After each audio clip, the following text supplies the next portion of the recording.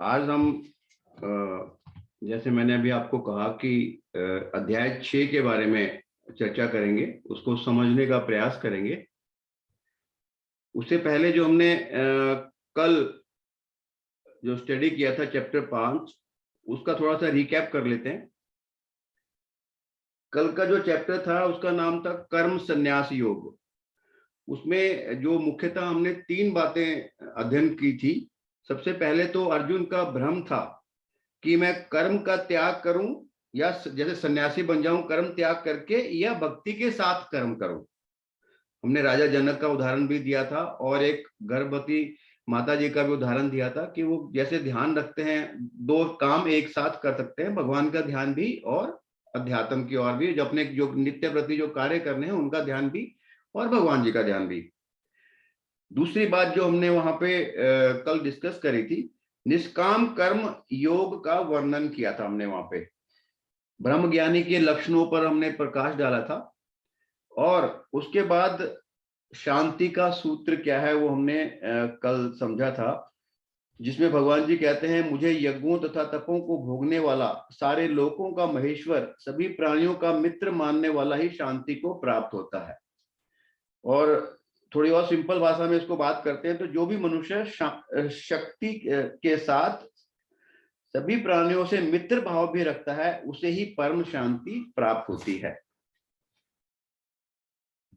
आज के इस अध्याय में जो छठा अध्याय है उसका नाम है ध्यान योग, यानी ध्यान के माध्यम से कैसे हम भगवत प्राप्ति कर सकते हैं। इस अध्याय में टोटल मिलाकर 47 श्लोक्स हैं और इन 47 श्लोक्स में से जो भगवान जी ने बोले हैं अपने मुख से वो हैं 42, और सिर्फ 5 श्लोक हैं जो कि अर्जुन ने बोले हैं, जो कि भगवान जी से क्वेश्चन पूछ रहा है। हम कुछ योग के बारे में, जो ध्यान योग की बात कर रहे हैं उसके बारे में कुछ स्लाइड्स दिखाते हैं आपको। इसमें ये पूछा जा रहा है कि इनमें से जैसे ये मनुष्य जो योग कर रहा है, ये योग कर रहा है या ये मनुष्य योग कर रहा है। इसमें जो ये सिर के ऊपर खड़े हुए हैं, सर्वांग आसन कर रहे हैं, ये लोग योग कर रहे हैं क्या? क्योंकि हमने अभी डिस्कस किया कि योग का मतलब है भगवान जी को प्राप्त करना। ये जो हठ योग कर रहा है, जबरदस्ती मिट्टी के अंदर अपना सिर दिया हुआ है, क्या ये योग कर रहा है? या ये जो व्यक्ति हाथ पैर ऊपर नीचे करके, इसे हम कहेंगे कि ये योग कर रहा है?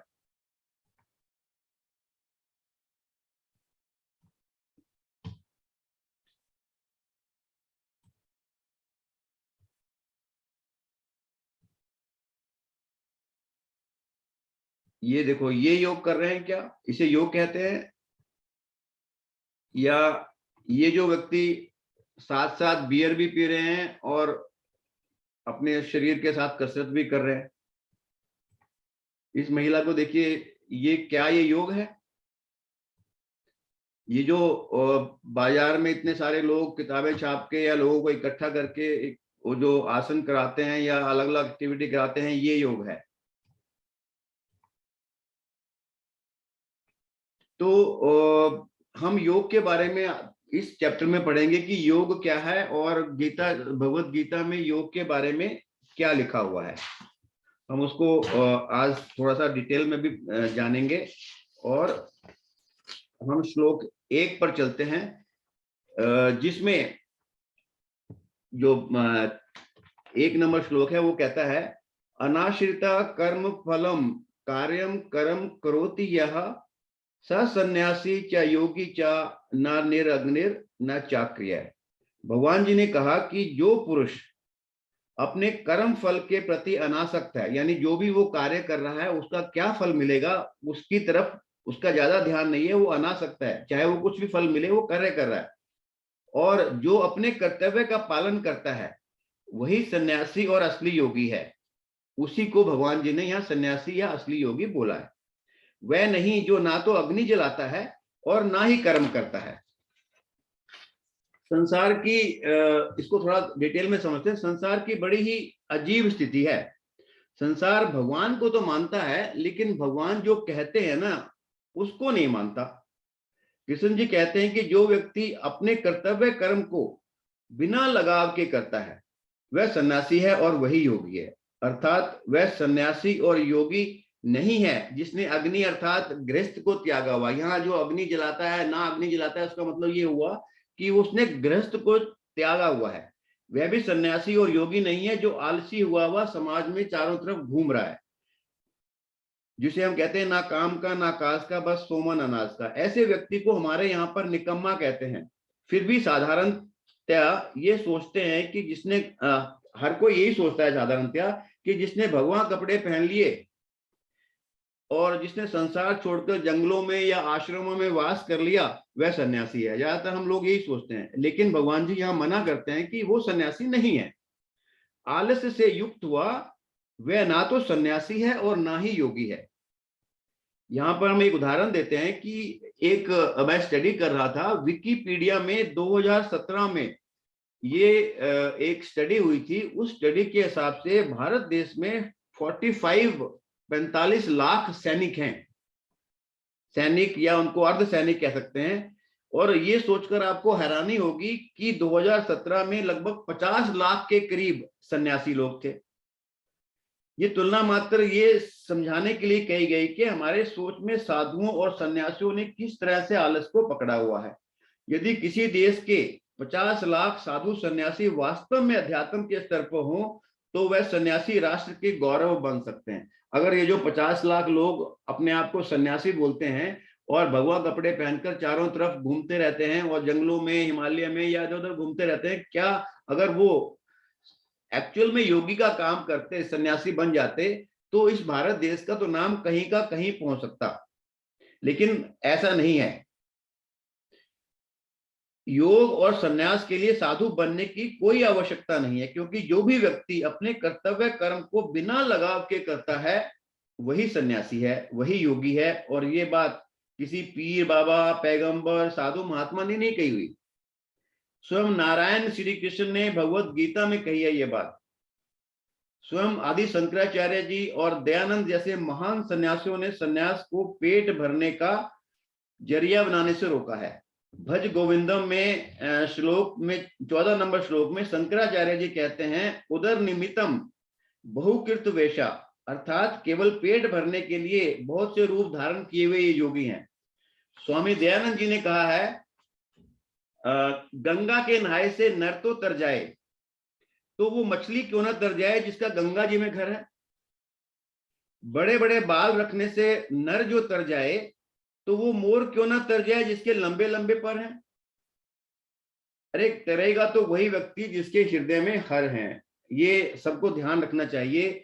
100 बातों की एक बात है कि कुछ गिने चुने लोगों की, जिनकी वैवाहिक जीवन की कोई भी इच्छा नहीं रहती तथा जिनके जीवन में सहजता से वैराग्य, संन्यास में आने की रुचि होती है, वह इस बहुत श्रेष्ठ व्यक्तियों की गिनती में आते हैं। उसके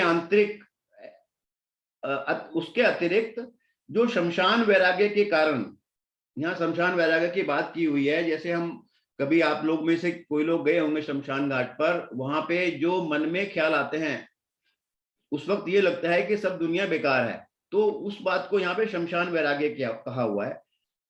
जो शमशान वैराग्य के कारण या फिर मुफ्त का जीवन जीने के कारण अथवा आलसी जीवन की परवाह में सन्यासी या योगी बनते हैं, वह लोगों को धर्म के नजदीक ले जाने के विपरीत धर्म से दूर भगा देते हैं। तो हम अगली स्लाइड पे चलते हैं। अष्टांग योग क्या है? महर्षि पातंजलि ने भी बताया हुआ है और भगवत गीता में तो उससे पहले का लिखा हुआ है कि अष्टांग योग, योग करने के, योग तक पहुंचने के या भगवान को प्राप्त करने के जो साधन हैं, जो स्टेप्स हैं, वो 8 स्टेप्स हैं, जो कि हम अगली स्लाइड में आपको दिखा रहे हैं। ये देखिए, सबसे पहला जो स्टेप है वो है यम का। यम मतलब एक्सटर्नल डिसिप्लिन। एक्सटर्नल डिसिप्लिन मतलब आप समाज में रहने वाले प्राणी हैं, तो समाज में रहने के लिए क्या क्या नियम होने चाहिए, उसे एक्सटर्नल डिसिप्लिन कहा गया है।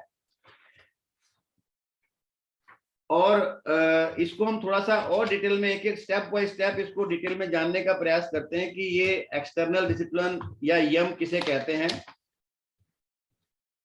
श्लोक 10 में इसके बारे में बताया गया है, योगी युंजित सततम आत्म नाम रहस्य स्थिति एकाकी यत चितात्मा निराशीर अपरिग्रह।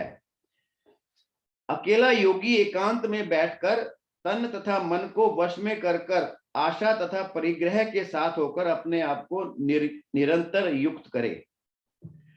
यम नियम, इसमें जो अलग अलग स्टेप्स दिए हुए हैं, यम नियम आसन प्राणायाम, ये जो 8 स्टेप्स हैं, 8 स्टेप्स के बाद आप यहाँ समाधि पर पहुंचते हो, तो उसके बारे में हम अलग अलग यम की अभी हम चर्चा कर रहे हैं।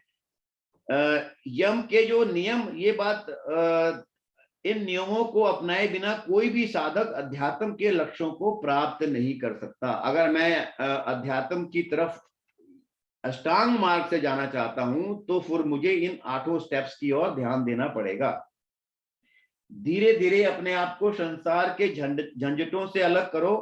सांसारिक लक्ष्य अध्यात्म से श्रेष्ठ कोई नहीं है। ये बात जब दिमाग में बैठ जाए तो ध्यान लगाना नहीं पड़ेगा, अपने आप ध्यान लगेगा। भगवान जी ने इस श्लोक में 3-4 वर्डों का इस्तेमाल किया है। एकाकी मतलब ध्यान का रास्ता भीड़ भाड़ वाला नहीं है। अगर आप चाहते हो कि ध्यान लगाएं तो ऐसा नहीं है कि आप भीड़ भाड़ में बैठकर ध्यान लगा सकते हो। इस रास्ते में कोई भी आपके साथ नहीं चलेगा। जो संस्थाएं इकट्ठे बैठकर ध्यान कराती हैं, भगवत गीता जी के इस प्रमुख नियम का उल्लंघन कर रही हैं। यहाँ पे यम का मतलब जो समझा रहे हैं भगवान जी, सबसे पहले तो यम को अपनाने के लिए या ध्यान को अपनाने के लिए आपको एकाकी या जो स्थान अकेला हो, जहां कोई भीड़ ना हो, वहां बैठकर अपना अभ्यास करेंगे तब आप इसको प्राप्त कर सकते हैं। एकांत, एक जगह, एक चीज और यूज करिए, एकांत, ऐसी जगह जहां शोर या भीड़ भड़का ना हो। यदि आप किसी ऐसी जगह रहते हैं जहां शोर अधिक है तो सुबह का समय ध्यान के लिए अधिक उपयोगी होता है। तीसरा वर्ड भगवान जी ने यूज किया है रहसी। रहसी मतलब ये एक रहस्य है। ऐसा नहीं है कि आप साधना कर रहे हैं और आप दुनिया को गाते फिरे कि मैं तो साधना कर रहा हूं। अपने ध्यान का बखान करना भी ध्यान के मार्ग में बाधा बनेगा। इस रहस्य में अभ्यास और इसके अनुभवों को अपने भीतर ही रखना चाहिए। तीसरी बात भगवान जी करते हैं स्थिति की, यानी ध्यान हमेशा एक जगह बैठकर ही हो सकता है। आप पद्मासन लगाकर बैठ सकते हैं। यदि पद्मासन नहीं लगता तो सुखासन में बैठ सकते हैं। और सुखासन अर्थात आलती पालती मारकर भी आपका बैठना नहीं होता तो आप दोनों आसन नहीं लगते तो कुर्सी पर सीधा बैठकर स्थिर हो सकते हैं। एक वर्ड और भगवान जी ने यूज किया यहाँ पे, सततम, यानी ध्यान कभी कभी करने वाली चीज नहीं है, ये निरंतर, सततम मतलब निरंतर अभ्यास करने वाली चीज है। तन तथा मन को बुद्धि के अलावा दुनिया में कोई भी शक्ति ऐसी नहीं है जो कि अपने इसको वश में कर ले। ऐसी अनेक परिस्थितियां होती हैं जहां परेशान से परेशान व्यक्ति भी शांत बैठ जाता है क्योंकि वह उस समय स्थिति को महत्व देता है। उसका जो बुद्धि है वो उसके मन को कंट्रोल करके रखती है। परंतु जब ध्यान में बैठने की बात आती है तो लोग कहते हैं ध्यान नहीं लगता। सीधा साधा अर्थ यही है कि हम अध्यात्म को महत्व नहीं देते। जिस दिन हमने अध्यात्म को महत्व देना शुरू कर दिया उस समय हमारा ध्यान अपने आप लगना शुरू हो जाएगा। अगले श्लोक में भगवान जी यहां बता रहे हैं, ये जो यम नियम आसन प्राणायाम की बात इन श्लोकों में कर रखी है, मैं उनको थोड़ा सा डिटेल में आपको बता रहा हूं। नियम के बारे में भगवान जी कहते हैं कि नात्यंश तस्तु योगो अस्ति न चेकांतम अंशनातः न चाति स्वपन शीलस्य जागृतो नेव त अर्जुना।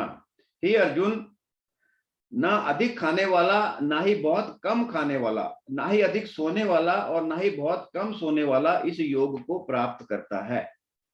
ये मात्रा उन लोगों के लिए नहीं है जो अति में जीते हैं। जो मनुष्य है, मतलब ये जो योग की यात्रा है, ये उन लोगों के लिए नहीं है जो अति में जीते हैं। जो मनुष्य बहुत अधिक सोता है और खाता है, अथवा वह मनुष्य जो बहुत कम सोता है और बहुत कम खाता है, यानी हर चीज में अति करना, अधिक सोना खाना प्रतीक है तामसिक व्यक्ति का। बहुत कम खाना, खाने और सोने का अर्थ है राजसिक व्यक्ति का। तो जब आदमी दुखी होता है तो उसे नींद नहीं आती, भूख मिट जाती है, और जब मनुष्य आलसी होता है तो बहुत सोता है, बहुत खाता है। तो ध्यान का अधिकारी मात्र सात्विक व्यक्ति है। ध्यान उनके लिए नहीं है जो विवश हैं। जीवन वीणा की तरह, तार की तरह है। हमारा जो जीवन है उसे हम अगर कंपेयर करना चाहें तो वीणा के तार की तरह है, जिसे अधिक खींच दो तो वह टूट जाती है और ढीला छोड़ दो तो सुर नहीं लगेगा।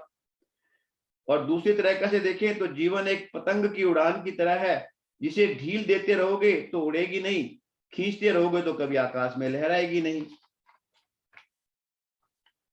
तो मनुष्य यहाँ तीन अनुभवों से गुजरता है संसार में। संयमित आहार तथा विहार वाला व्यक्ति, उसका श्लोक जो भगवान जी यहाँ बोलते हैं, श्लोक नंबर 17 में, युक्त आहार विहारस्य युक्त चेष्टस्य कर्मसु युक्त स्वप्नावबोधस्य योगो भवति दुखा। यानी आपका आहार संयमित वाला हो और विहार भी संयमित वाला हो। विहार मतलब आप जो कर्म करते हैं सुबह से शाम तक, और कर्मों में संयमित चेष्टा वाला तथा सोने और जागने में संयमशील का योग दुख नाशक होता है। यहाँ मनुष्य तीन अनुभवों से गुजरता है। साधक के तीन स्थितियां में संयमी होने की अपेक्षा की जाती है, यानी आहार में, यानी जो खाने पीने में, जो विहार में, और तीसरा कर्म में। हम अगले श्लोक पे चलते हैं। यहां बात करी हुई है आसनों के ऊपर। सबसे पहले यम, फिर नियम, फिर आसन। तीसरा स्टेप है 8 स्टेप्स में से आसन का। आसन के बारे में इस श्लोक में 11 नंबर श्लोक में बोला हुआ है। ये श्लोक जो नंबर है ना वो अलग अलग, क्योंकि यहाँ पे अलग अलग लिखा हुआ है, तो लेकिन जो भगवत गीता में श्लोक वो अलग अलग जगह से हैं, इसलिए आपको उसमें सीक्वेंस नहीं नजर आ रही होगी। ये श्लोक कहता है, सूचो देशो प्रतिष्ठाप्य स्थिरम आसनम आत्मनः नात्युश्चित्तत्रम नान्ति नीचम चेला जिनको श्रोतुरम। जब हम आसन करने बैठे तो इन चीजों का ध्यान रखना है। भगवान जी कहते हैं साफ स्थान में, जो ना तो अति ऊंचा हो तथा ना ही अति नीचा हो, स्थिर तथा अपने आसन की स्थापना करके उस पर वस्त्र, चर्म तथा कुशा बिछाकर बैठ जाइए। ध्यान के कुछ इन बिंदुओं पर ध्यान देना चाहिए कि ध्यान की तैयारी के लिए हमें क्या क्या स्थान ढूंढने चाहिए जहां हम बैठकर आसन करें। सूची शब्द का प्रयोग भगवत गीता में भगवान जी ने अनेक बार किया है। आपका आसन ना तो इतना ऊंचा हो कि जहां से गिरने का अंदेशा हो, जैसे कई लोग वृक्ष के ऊपर चढ़कर अपना आसन करते हैं, ना ही आसन इतना नीचा हो जिसमें कीड़े मकोड़े बिच्छू इत्यादि का विचार आपको सताता रहे। वस्त्र, चमड़ा या घास बिछाकर बैठें। आज के संदर्भ में आप देखें तो एक कंबल को 4 तह लगाकर उस पर सूती कपड़ा बिछा लीजिए, आपका आसन सुगमता से तैयार हो जाएगा। अपना आसन, इसका अभिप्राय, यहाँ पे वर्ड यूज हुआ है अपना आसन। अपना आसन, इसका अभिप्राय यही है कि आप अपने ध्यान की जगह बार बार बदले नहीं। जहां आप बैठकर ध्यान करते हैं, घर में किसी भी कोने में या किसी पार्क में या कहीं भी जाकर आप ध्यान करते हैं, अगर आप चाहते हैं कि आपका ध्यान सही से लगे, ठीक से लगे, आसानी से लगे, तो अपनी जगह को बार बार बदले नहीं। दूसरे के आसन पर जाके भी ना बैठे। दूसरे के आसनों में आपका ध्यान भटकने की संभावना अधिक है। इन सब बिंदुओं को आपको ध्यान में रखना पड़ेगा आसन करते वक्त। एक चीज और बोलते हैं भगवान जी, ध्यान मन को एकाग्र करने का माध्यम नहीं है। कुछ लोग ध्यान इसलिए करते हैं कि मन को एकाग्र करना है, बल्कि इसके उलट है। जब आपका मन एकाग्र हो जाएगा तब आप ध्यान के अधिकारी हैं। बार बार कृष्ण जी इस बात पर जोर दे रहे हैं कि जब आपका मन काफी हद तक शांत हो तभी आप ध्यान के अधिकारी हैं। मन को शांत करने का माध्यम ध्यान नहीं है। मन और इंद्रियों की गतिविधियों को मात्र दृढ़ बुद्धि ही बांध सकती है। यहाँ पे दोबारा से हमने पहले भी पढ़ा है कि अगर बुद्धि आपकी दृढ़ नहीं होगी तो आपके मन को कोई बांध नहीं सकता। बुद्धि में ज्ञान एक ऐसी दवाई है जो चंचल से चंचल मन को स्थिर कर सकती है। उदाहरण के लिए, एक बच्चा जो 10 मिनट के लिए टिक कर नहीं बैठ सकता, अपनी परीक्षा देने के लिए 3 घंटे बैठकर परीक्षा देता है। उसका ज्ञान ही है जो उसकी चंचलता को रोकता है। उसका ये ज्ञान उसे एक आसन पर बिठा देता है। ऐसे अनेकों उदाहरण हैं जो ये दर्शाते हैं कि मात्र ज्ञान ही आपके चंचल मन को स्थिर कर सकता है। ध्यान का प्रयोजन धन, नाम, यश इत्यादि संसार की सिद्धियों को प्राप्त करना नहीं है। ये लोग राक्षस प्रवृत्ति के होते हैं जो ध्यान का सांसारिक सुखों के लिए उपयोग करते हैं। ध्यान का वास्तविक प्रयोजन तो आत्म शुद्धि है। तो अगर आप आत्म शुद्धि चाहते हैं तथा मन को बुद्धि द्वारा एकाग्र करने में सक्षम हो, तो अपने आसन पर शरीर, सिर तथा गर्दन को रीढ़ की हड्डी के माध्यम से समान कर दृढ़ होकर बैठ जाइए। यानी अगर आप जब आसन करने बैठे, ध्यान करने बैठे, तो एक तो आसन आपका सही जगह पर हो, शुद्ध जगह पर हो, ना ऊंचा हो ना नीचा हो। उस पर आप आलती पालती मारकर या पद्मासन में बैठ जाइए और स्थिर होकर बैठिए, और आपकी कमर गर्दन बिल्कुल सीधी होनी चाहिए। ये अगर आप इन सब चीजों का पालन करेंगे तो आप अपने लक्ष्य पर जल्दी पहुंचेंगे। और अपना जो ध्यान है नासाग्र के अग्र भाग पर अपना मन केंद्रित करें। अपने मन को अपनी नासाग्र के कोने के ऊपर आप ध्यान को एकाग्र करेंगे तो आपका मन जल्दी लगेगा।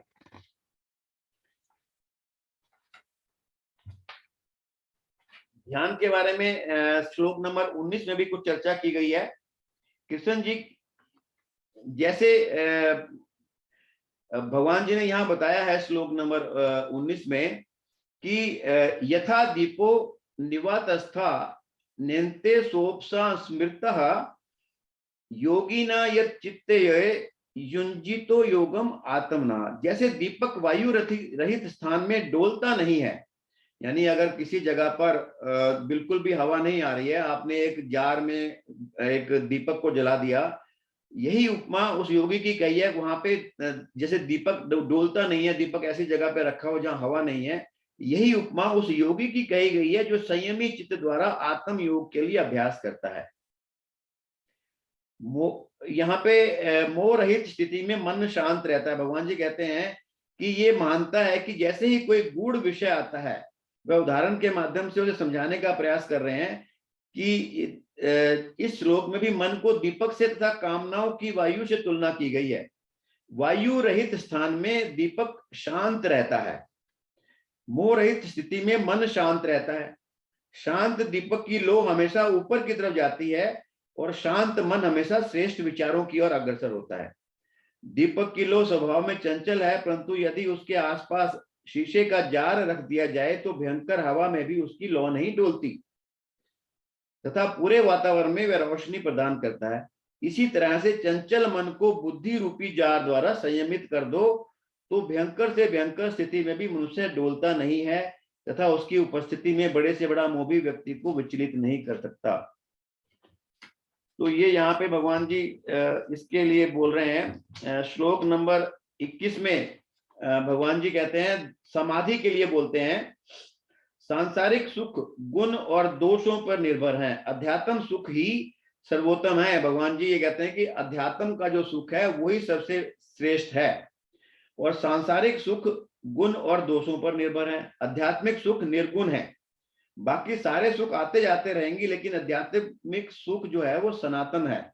एक बार प्राप्त होने के बाद वह पुनः खत्म नहीं होता।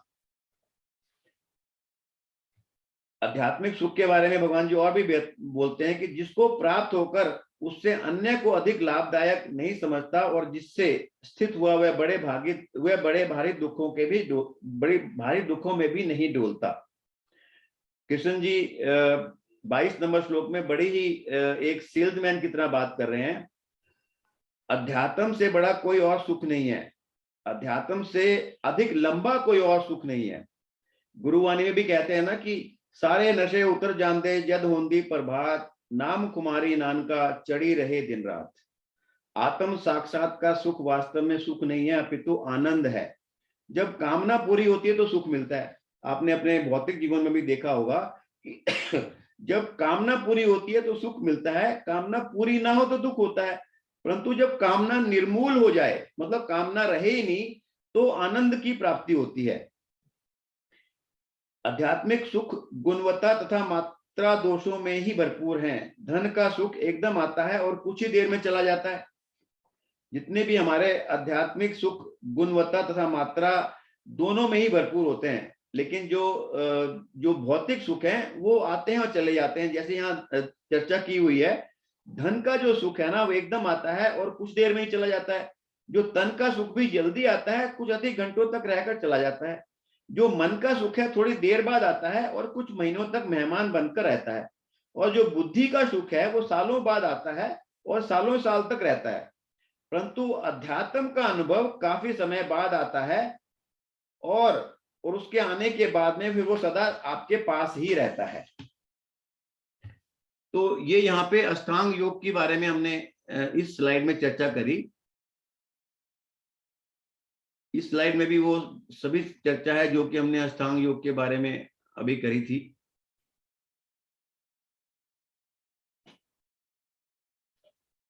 हम अब चर्चा करेंगे अगले श्लोक की।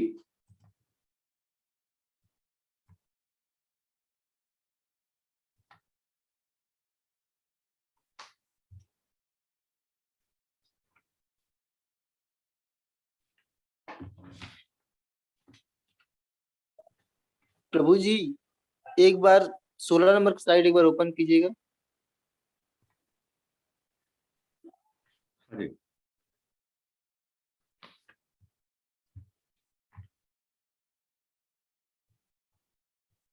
16 नंबर स्लाइड और 15 नंबर जो स्लाइड है ना, दोनों जो 8 अंग हैं उनके ऊपर है। जी जी प्रभु जी। 17 नंबर जो स्लाइड है उसमें भगवान, उसमें जो श्लोक है, चंचल ही मनः कृष्ण परमाथि बलवद दृढ़म तस्याहम निग्रहम मन्ये वायोर इवा सुदुष्करम।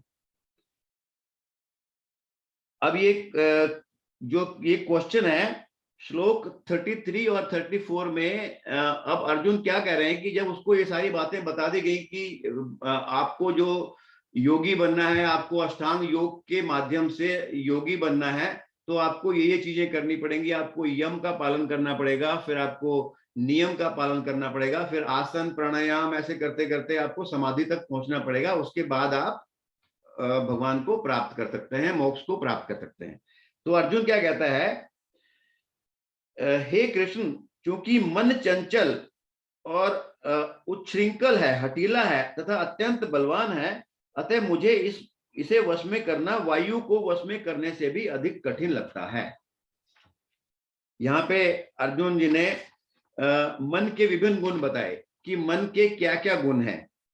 सबसे पहले तो यहाँ पे जो मन को चर्चा कर रखी है, मन को वायु से चर्चा कर रखी है। मन वायु की तरह है। अर्जुन ने मन को हवा की तरह कहकर यह समझाने की कोशिश की है कि जैसे हवा काफी हद तक सर्वव्यापी है, हर जगह वायु रहती है, इसी तरह मन भी बहुत दूर दूर तक जाता है, 1 मिनट में कहीं का कहीं पहुंच जाता है।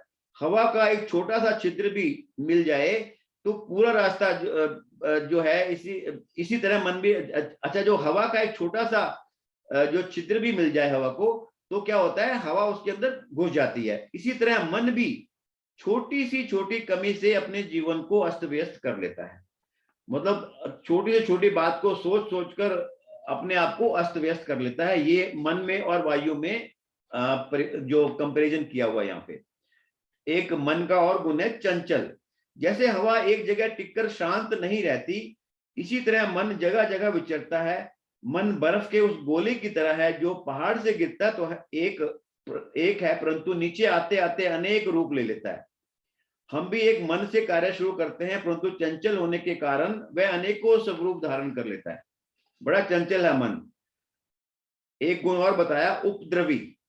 मन अगर अपनी पर आ जाए तो घर बाहर भीतर एक पूरा उपद्रव पैदा कर सकता है। और यदि कुछ मन इकट्ठे हो जाएं तो अर्थात भीड़ की मानसिकता पूरे समाज, राज्य या देश को पूरा का पूरा खून की नदियां में कन्वर्ट कर देंगे। चौथा गुण मन का बताया, बलवान। एक प्रबल मन हजारों भेड़ बकरियों की तरह जीवन बिता रहे मनों को बदल सकता है, परंतु हजारों लोग मिलकर भी एक मन को नहीं बदल सकते। मन इतना बलवान है। मन जिद्दी भी बहुत है। मन जिद पर अड़ जाए तो दुनिया के सभी तर्क, विचार, विमर्श, ज्ञान इत्यादि बेकार हो जाते हैं। फिर उसको कुछ कहना था जिद्दी मन के आगे, फिर भैंस के आगे बीन बजाने की तरह ही होता है। तो जो इंपॉर्टेंट बात यहाँ समझने की है कि हम सब लोग ये जानते हैं, मानते हैं, सोचते हैं कि मन कमजोर है, परंतु सत्य ये है कि हमारा मन तो बहुत बलवान है, बुद्धि कमजोर है हम लोगों की। जबकि होना ये चाहिए कि बुद्धि प्रबल हो और जो मन हो वो कमजोर होना चाहिए, बुद्धि प्रबल होनी चाहिए। हम अगली स्लाइड पर चलते हैं।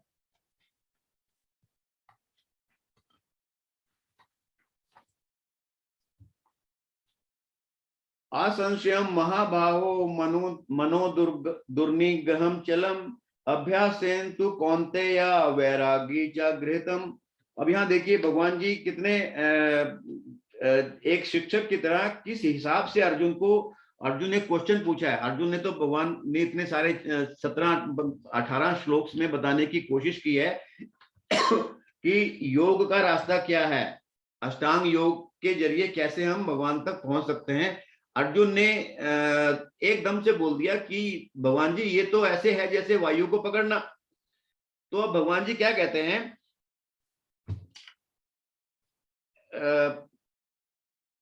ये जो मन को संयम में चर्चा करने की जो हम बाद में इस श्लोक में जो बात कर रहे हैं, हम ये एक बहुत अच्छी सी शिक्षा ले रहे हैं कि गुरु को शिष्य को कभी भी ये नहीं कहना चाहिए कि तुम्हें मेरी बात समझ नहीं आ रही। अगर ऐसा है तो आप शिष्य के स्तर तक पहुंच ही नहीं सकते। भगवान ने जो इसमें क्या कहा कि उन्होंने उसका विरोध नहीं किया। कृष्ण जी ने अर्जुन के मन के प्रवाह के साथ चलते रहे। जो अर्जुन बोलता रहा, भगवान जी उसकी बोली में हाँ मिलाते हुए चलते रहे और उसका विरोध नहीं किया उन्होंने, बल्कि बोलने लगे अर्जुन तू बिल्कुल ठीक कह रहा है। जो मन को कंट्रोल करना बहुत मुश्किल काम है, उसके लिए भगवान जी ने कहा अर्जुन तू बिल्कुल ठीक कह रहा है। ये एक शब्द बोलने के बाद अर्जुन को पूरी तरह से निशब्द कर दिया उन्होंने। अर्जुन का जो क्वेश्चन था कि मैं मन को कैसे कंट्रोल करूं, हवा की तरह मन है, तो भगवान जी ने कहा हाँ बिल्कुल तू ठीक कह रहा है अर्जुन। अब अर्जुन के पास विरोध करने का कोई कारण नहीं बचा। उस वक्त भगवान जी ने एकदम से उसको बोला तू, अर्थात उन्होंने उसको तू का मतलब अर्थात यहाँ पे परंतु शब्द का यूज किया है, अर्जुन को सोचने के लिए मजबूर कर दिया।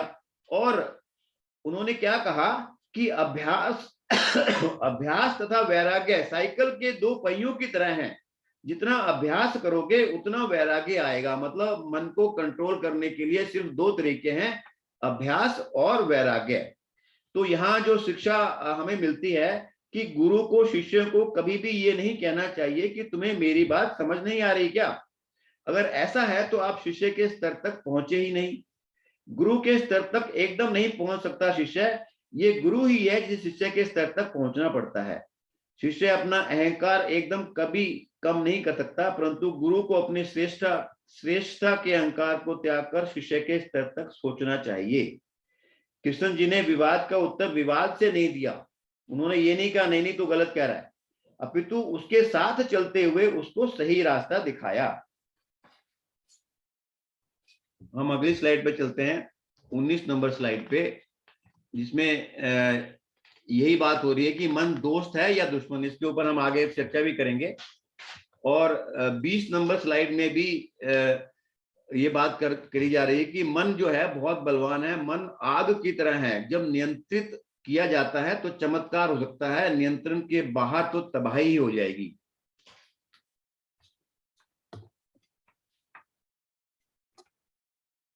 ये श्लोक नंबर 6 है। पिछला इससे रिलेटेड जो आया, मन से रिलेटेड आया हुआ यहाँ पे, बंधुर आत्मात्मन सतस्य येना तमेव आत्मा मित्र अनातस्मस्तु शत्रुत्वे वर्तेता तमेव शत्रु का। जिसने मन को जीत लिया है उसके लिए मन सर्वश्रेष्ठ मित्र है। जैसे हमें पहले स्लाइड दिखाई थी ना, तो अब हम उसको एक्सप्लेन कर रहे हैं। जिसने मन को जीत लिया है उसके लिए मन सर्वश्रेष्ठ मित्र है, किंतु जो ऐसा नहीं कर पाया उसके लिए मन सबसे बड़ा शत्रु होता है। बंधु वह होता है जो आपको सुख और आराम और चैन देता है, अभी इस श्लोक में बंधु का जिक्र आया, बंधुर आत्मा। तो बंधु वह होता है जो आपको सुख, आराम और चैन देता है। ये बताने की जरूरत नहीं कि शत्रु कौन होता है, इसके विपरीत हो गया शत्रु। अनजाना व्यक्ति मित्र बन सकता है, परंतु अनजाना व्यक्ति कभी शत्रु नहीं बन सकता। जो आज शत्रु है वो कभी ना कभी मित्र रहा होगा, बंधु रहा होगा, समधी, रिश्तेदार इत्यादि जरूर रहा होगा, तभी तो आप आज वो आपके साथ शत्रुता में है। अगर आपकी बुद्धि ने आपके मन को ढीला और दिशाहीन छोड़ दिया तो मन आपसे शत्रुता का व्यवहार करेगा, लेकिन अगर बुद्धि ने मन को काबू कर लिया तो मन आपसे मित्रता का व्यवहार करेगा। कृष्ण शत्रुवत शब्द का भी प्रयोग कर रहे हैं, वह समझाने का प्रयास कर रहे हैं कि मन शत्रु अथवा मित्र है ही नहीं। इसमें ये शत्रुवर्त का जो इस्तेमाल किया हुआ है, यहाँ भगवान जी कहते हैं कि ये जो मित्र, जो मन है वो मित्र भी नहीं है और शत्रु भी नहीं है। अब आपकी इच्छा है कि आप सारा समय शत्रु के साथ रहना चाहते हैं अथवा मित्र के साथ। जब तक मन है सुख दुख की संभावनाएं हैं, परंतु जब अमन आ जाएगा, यानी जब मन खत्म हो जाएगा, मन पर कंट्रोल आ जाएगा, तो व्यक्ति प्रशांत हो जाएगा, शांत हो जाएगा। धीरे धीरे वह मनुष्य सर्दी, गर्मी, सुख, दुख, मान अपमान से ऊपर उठ जाएगा। इसलिए मन ना शत्रु है ना दोस्त है, जैसा आप उसके साथ व्यवहार करोगे उसको अपने हिसाब से बना सकते हैं। अगली स्लाइड पे चलते हैं। 22 नंबर स्लाइड में ये योगी की जो उन्होंने कहा है कि योगी किसे कहते हैं, कौन होता है, उसके ऊपर स्लाइड है। और यहाँ हम जो बात कर रहे हैं भगवान तक पहुंचने के 4 रास्तों की बात कर रहे हैं। हमने पहले कर्म योग की बात कर रहे हैं, वैसे तो हम चैप्टर 6 में कर्म योग, ज्ञान योग, अष्टांग योग, यहाँ धीरे धीरे सब चीजों को कवर कर रहे हैं कि हम आज चर्चा कर रहे हैं अष्टांग योग की। अष्टांग योग के बाद सीधा भक्ति योग जब हम पहुंचते हैं तब जाके हम भगवान को प्राप्त कर सकते हैं। इसकी हम आगे भी चर्चा करेंगे। 25 नंबर स्लाइड में 47 नंबर श्लोक है। यहाँ पे इतने सारे स्टेप्स जब अर्जुन को बता दिए गए तो अर्जुन के मन में एक क्वेश्चन और आया। वो ये कहता है कि असफल योगी का क्या होगा। सपोज आप, अर्जुन ने कृष्ण से कहा, हे कृष्ण, उस असफल योगी की गति क्या है जो प्रारंभ में श्रद्धा पूर्वक आत्म साक्षात्कार की विधि ग्रहण करता है, किंतु बाद में भौतिकता के कारण उससे विचलित हो जाता है और योग शुद्धि को प्राप्त नहीं कर पाता। यानी ये तो वही बात हुई, क्या कहते, वो कहते हैं ना कि ना खुदा ही मिला, ना विशाले सनम, ना इधर के रहे ना उधर के रहे। इसी बात को अर्जुन कृष्ण जी से पूछना चाहता है कि सपोज कोई व्यक्ति योग में अष्टांग योग की पद्धति से योग करना शुरू कर दे और बाद में धीरे धीरे पता लगा कि वो बीच में छोड़ दिया उसने, तो उस व्यक्ति का क्या होगा। तो यहाँ भगवान जी कहते हैं कि ये जो श्लोक मैंने आपको जो बताया, ये हर साधक का ये प्रश्न होता है कि मेरी साधना का आखिरी पड़ाव मोक्ष है तथा श्रद्धा के कारण वह रास्ते पर चल भी पड़ता है, परंतु बीच रास्ते में मन विषयों के बीच में रमने लगता है, इधर उधर मन भटकने लगता है। ऐसे साधक को स्वाभाविक ही कि परम गति नहीं मिलेगी। तो ऐसा साधक किस स्थिति को प्राप्त होगा, ये अर्जुन का सवाल है। कहीं ऐसा तो नहीं होगा कि ना घर का रहूं ना घाट का रहूं, किसी फटे हुए बादल की तरह ना बारिश को पाऊं और ना ही छाया दे पाऊं, छोटे छोटे टुकड़ों में कहीं तितर बितर तो नहीं हो जाऊंगा। अर्जुन कहता है कि मुझे साफ साफ ये बात बताइए भगवान कि मेरे इस संशय को आप दूर करिए कि ऐसे व्यक्ति का क्या होगा। तो अगले श्लोक में 37 नंबर और 38 नंबर श्लोक में भगवान जी बता रहे हैं। 37 नंबर ये भगवान जी ने इस 40 नंबर श्लोक में भी इसको बताया है। उन्होंने इसको ये बोलते हैं भगवान जी, पार्थ नेवेह नामुत्र विनाश सत्स्य विद्यते नाहि कल्याण कीर्त कश्चिद दुर्गतिम तात गच्छति।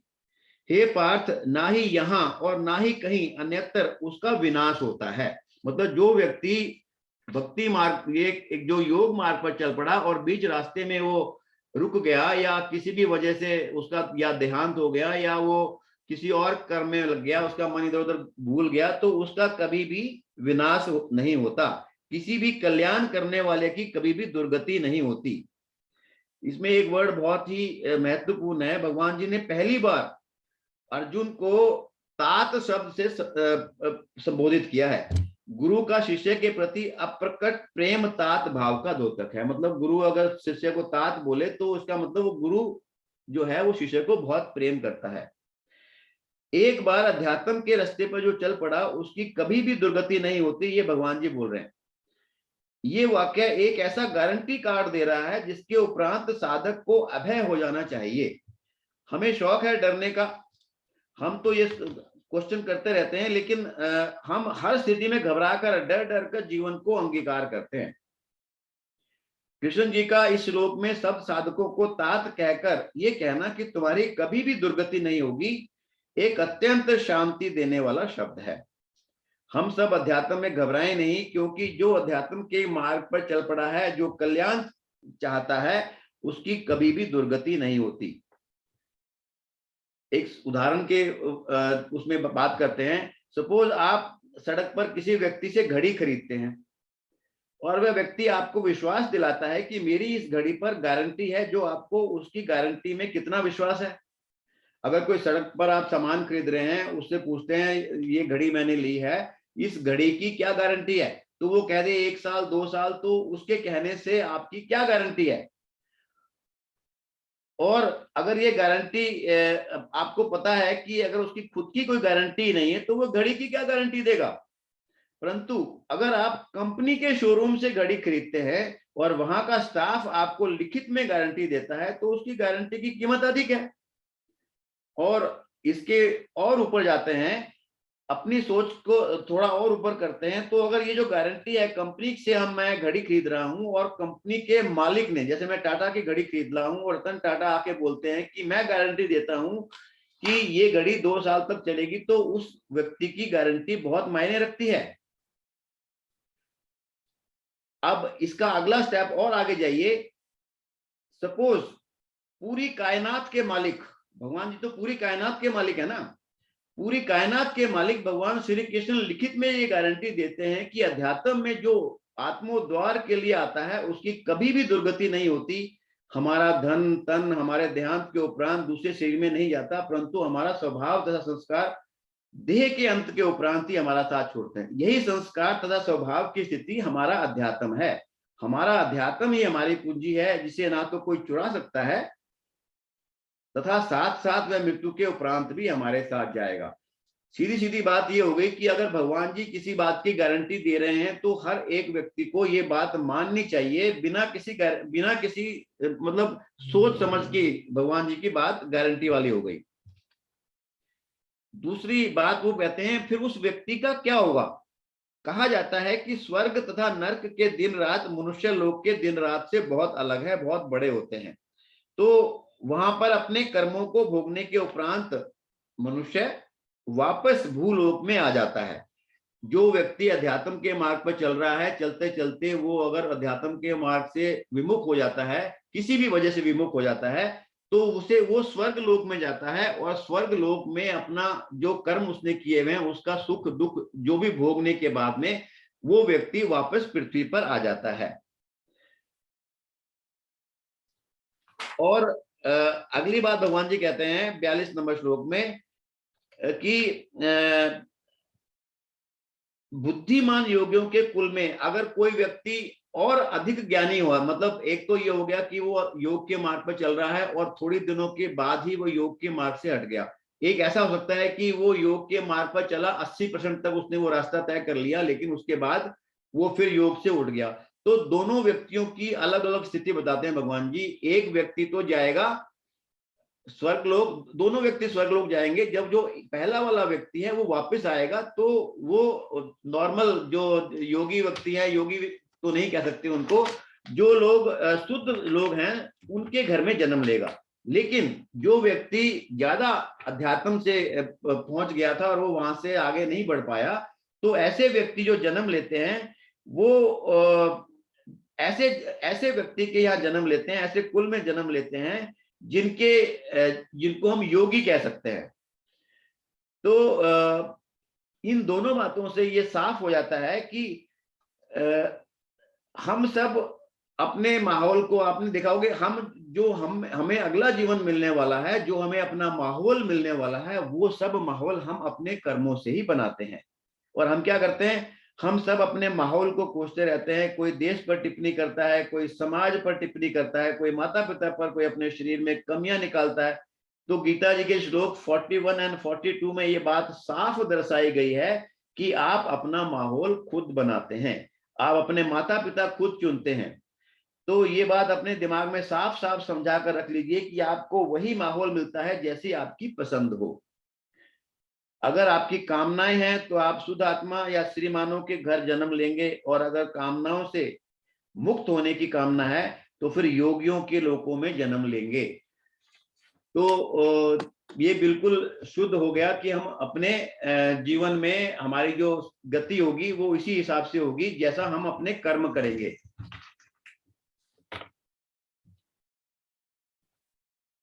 ये हम पहले बात कर चुके हैं इनकी।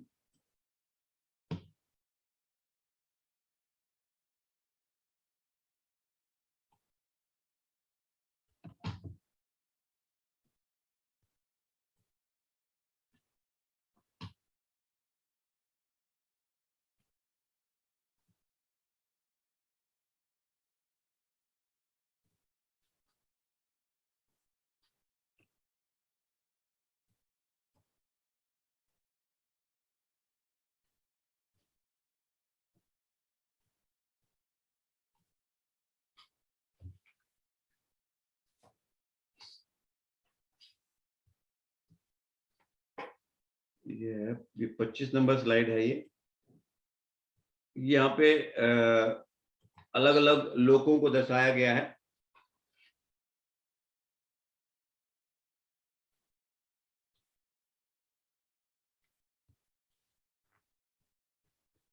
ये 6.47 47 नंबर श्लोक जो है वो एक्चुअली दो श्लोक हैं, ये 46 और 47।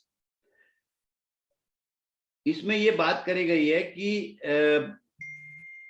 तपस्वियों से अधिक, एक्चुअली क्या हुआ, ये जो टोटल श्लोक इस चैप्टर में 47 है। 46 और 47 लास्ट के दो श्लोक हैं, जिसमें भगवान जी ने कहा है कि जो चार मार्ग हमने इस स्लाइड में देखे थे अभी, कि कर्म योग, ज्ञान योग, अष्टांग योग और भक्ति योग। तो अब यहाँ पे भगवान जी इस चैप्टर, ये चैप्टर है अष्टांग योग का। अब इस चैप्टर के अंत में भगवान जी क्या बता रहे हैं कि भक्ति योग इन सबसे श्रेष्ठ है। 46 में श्री कृष्ण जी श्रेष्ठतम स्तर बता रहे हैं योगी का। वह कहते हैं कि योगी पुरुष तपस्वी से, ज्ञानी से, काम कर्मी से बढ़कर होता है।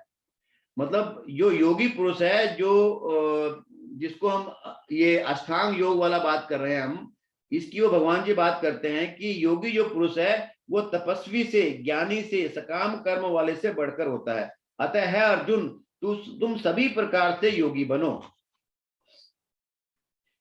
और अगले श्लोक में भगवान जी कहते हैं कि जो साधना का श्रेष्ठतम स्तर भक्ति योग को बता रहे हैं। अगले श्लोक में भगवान जी क्या बता रहे हैं कि जो सबसे श्रेष्ठतम तरीका है भगवान जी को प्राप्त करने का, वो भक्ति योग है। और उसके लिए भगवान जी ने कहा है कि भक्ति योग समस्त योगों की परिणति है। अन्य योग तो भक्ति योग में भक्ति तक पहुंचने के साधन मात्र हैं। निष्काम कर्म योग इस रास्ते का आरंभ है। अगर मैं जो कर्म योग करता हूं, निष्काम कर्म करता हूं, तो वो तो एक स्टार्टिंग पॉइंट है। जब कर्म योग में ज्ञान तथा वैराग्य की वृद्धि होती है तो ये अवस्था ज्ञान योग हो जाती है। और जब ज्ञान योग में अनेक भौतिक विद्याओं को परमात्मा के ध्यान में वृद्धि होती है, तब मन उन पर लगना शुरू हो जाता है, तो उसे हम अष्टांग योग कहते हैं। और इस अष्टांग योग को पार करने पर जब मनुष्य श्री कृष्ण के लिए निकल पड़ता है तो उसे भक्ति योग कहा जाता है। यहाँ पर यथार्थ में भक्ति योग ही चरम लक्ष्य है। अलग अलग मार्गों से जब हम मोक्ष की ओर जाते हैं तो एंड में जाके सब, जैसे पहले भी चर्चा हुई है कि हर एक व्यक्ति की नेचर अलग अलग है, कोई बाह्यमुखी है, कोई अंतर्मुखी है, तो हर एक अपनी अपनी नेचर के हिसाब से भगवान तक मोक्ष प्राप्ति के रास्ते पकड़ता है। और जब उन रास्तों से वो ऊपर आगे बढ़ता रहता है, फिर वो ज्ञान योग में, फिर अष्टांग योग में करते करते आखिरी में भक्ति योग पर पहुंच जाता है। तो भक्ति योग चरम लक्ष्य है। तो किसी एक स्टेप पर ऐसा भी होता है, कुछ लोग कर्म योग पर जाके रुक जाएं, कुछ ज्ञान योग पर जाके रुक जाएं, कोई अष्टांग योग पर जाके रुक जाएं, तो उसे हम क्या कहेंगे? किसी को कह देंगे कर्म योगी, किसी को कह देंगे ज्ञान योगी, किसी को ध्यान योगी, किसी को राज योगी या हठ योगी, इन नामों से पुकारेंगे। यदि कोई इतना भाग्यशाली होता है कि भक्ति योग को प्राप्त हो सके, तो ये समझना चाहिए कि उसने समस्त योगों को पार कर लिया। अतः कृष्ण भावना भावित जो व्यक्ति है, जो भक्ति योग का मार्ग है, उसे सबसे सर्वोच्च बोल रहे हैं यहाँ पर। एक चीज और सोचने की है, देखिए जरा, कि अध्यात्म के पथ पे वैसे तो बहुत कम लोग चलते हैं, परंतु जो लोग चलते भी हैं वो भी बहुत छोटे मोटे प्रलोभन के आगे घुटने टेक देते हैं। गीता जी में यही कृष्ण जी ने कहा है कि सैकड़ों हजारों लाखों में से कोई एक बिरला ही सच्चे अध्यात्म की तरफ चलता है, तथा जो चलते भी हैं उनमें से कोई बिरला ही है जो मुझे तत्व से जान पाता है। सुनने में तो ये श्लोक बहुत निराशावादी लगता है, परंतु असल में ये श्लोक प्रेरणा सूत्र है। जरा सोचिए, पूरे ब्रह्मांड में कितने जीव हैं, उनमें से कितने मनुष्य हैं, मनुष्य में से कितने को शास्त्रों का ज्ञान है, कितनों ने गीता जी का नाम सुना है, कितनों जी ने गीता जी को सुना है, कितनों ने गीता जी पढ़ी है। आप इस समय करोड़ों में से वे भाग्यवान लोग हैं जो इस स्तर तक पहुंचे हो। बस छोटे से मोह के कारण पथ से भ्रष्ट मत हो जाना, नहीं तो वापस पथ में आने के लिए बहुत प्रयास करना पड़ता है। ये ऐसा ही है जैसे आप रोज व्यायाम करते हैं, कुछ दिन के लिए छोड़ दिया तो दोबारा उसको प्राप्त करना एक टेढ़ी खीर होती है। तो आप जो जिस मार्ग पर चले हैं उस मार्ग पर चलते रहिए, तभी आपको सब चीजें प्राप्त होंगी।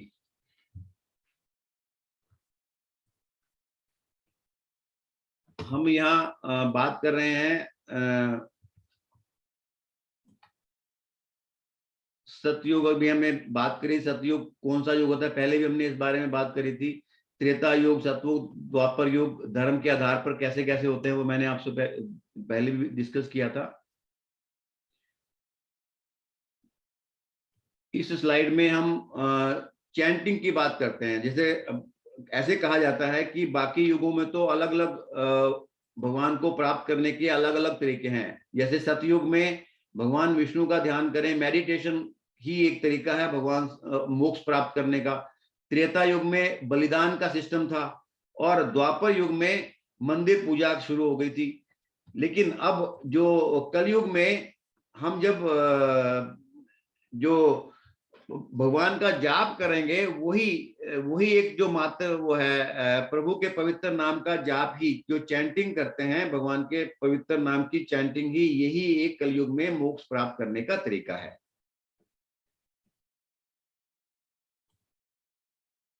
कलयुग में लोगों को केवल परमेश्वर के पवित्र नामों का जाप करना चाहिए। झगड़ा और पाखंड के इस युग में उद्धार का एकमात्र साधन भगवान के पवित्र नामों का जप है, और कोई रास्ता नहीं है, और कोई रास्ता नहीं है, बिल्कुल भी कोई रास्ता नहीं है। ये भगवान जी इस स्लाइड में बता रहे हैं।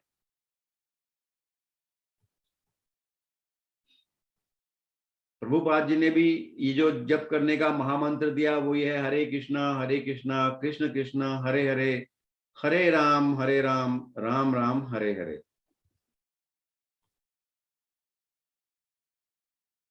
जप के लिए प्रभु के पवित्र नाम का जप हो, इसी पर फिर से बताया गया है।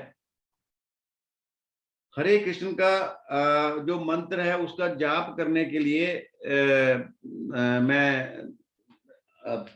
अपने ज्योति माता जी को रिक्वेस्ट करूंगा कि वो जो चैंटिंग है ना, चैंटिंग के बारे में थोड़ा सा सभी लोगों को बता दें कि चैंटिंग करते वक्त किन चीजों का ध्यान रखना चाहिए और चैंटिंग क्या है।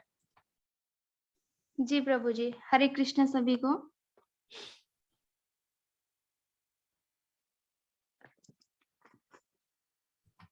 हाँ जी। हरे कृष्ण महामंत्र जाप की महत्व बड़ी है।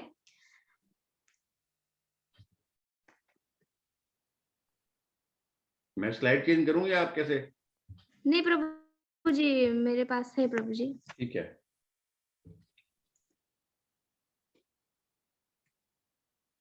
श्रीमद् भागवतम में बताया गया है कि मेरे प्यारे राजा, हालांकि कलयुग दोषों से भरा है, फिर भी इस युग के बारे में एक अच्छी गुणवत्ता है। यह है कि हरे मंत्र का जाप करने से व्यक्ति भौतिक बंधन से मुक्त हो सकता है और आध्यात्मिक लोक में पदोन्नत हो सकता है। भागवत गीता अध्याय 10 श्लोक का 25 में यज्ञाना जपो यज्ञस्मि, समस्त यज्ञों में पवित्र नाम का कीर्तन वो है हरे कृष्ण महामंत्र। हरे कृष्ण महामंत्र का जाप शुरू करने से पहले पंचतंत्र मंत्र का जाप करना पड़ता है। वो पंचतंत्र मंत्र है जय श्री कृष्ण चैतन्य प्रभु नित्यानंद श्री अद्वैत गदाधर श्री वासादि गौर भक्त विंद। हरे कृष्ण महामंत्र जाप करने से पहले थोड़ा जोर से जाप करना पड़ता है। थोड़ा जोर से जपे, मंत्र सुनने के लिए पर्याप्त जोर से हो।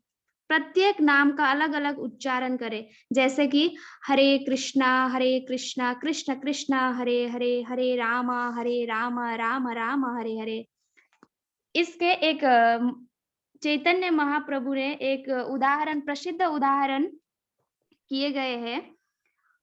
चैतन्य महाप्रभु ने हरिदास ठाकुर को अपने परम शिष्य के रूप में स्वीकार करे, परंतु हरिदास की जन्म एक मुसलमान परिवार में हुई थी।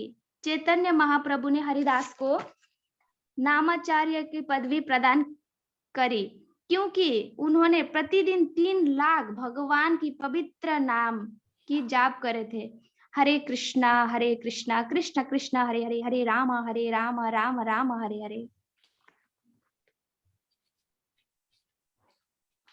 प्रभु जी वो चैंटिंग का वो भी बता दूं क्या, वो माला में प्रभु जी? हाँ, वही बता दीजिए।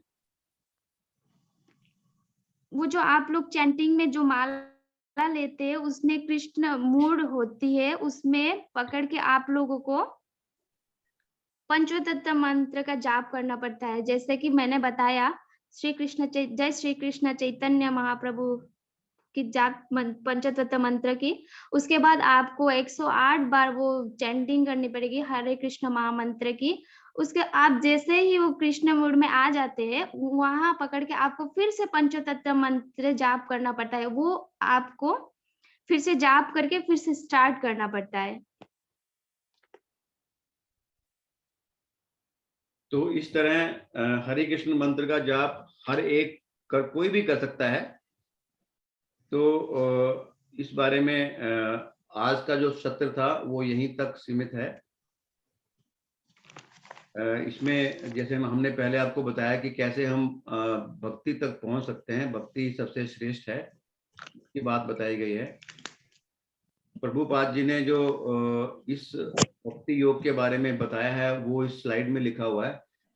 पर्पस यही है कि भक्ति मार्ग सबसे श्रेष्ठ मार्ग है और श्रेष्ठ मार्ग पर पहुंचने के लिए आपको अपने मन को बदलना पड़ता है। सिर्फ कर्म ऐसे करने चाहिए जिस कर्मों से हमें एक तो कुछ चीजों का ध्यान रखते हुए कर्म करें कि एक तो वो शास्त्र के अगेंस्ट में वो कर्म ना हो, अच्छे कर्म होने चाहिए। दूसरा, ये नहीं होना चाहिए कि मैं उसको कहूं कि ये मैंने किया है, बल्कि हमारे मन में ये भाव होने चाहिए कि भगवान ने ये कर्म मुझसे करवाया, मैं उन्हें उचित व्यक्ति लगा इसलिए उन्होंने ये कर्म मुझसे कराया, मैं तो सिर्फ एक निमित्त मात्र ये कर्म कर रहा हूं। हरे कृष्णा। आज का सत्र यहाँ खत्म होता है। आप जो क्वेश्चन आंसर के लिए जो क्वेश्चंस करना चाहें वो बात कर सकते हैं। किसी के क्वेश्चन है क्या? हैंड रेज करिए आप सभी। हरे कृष्णा।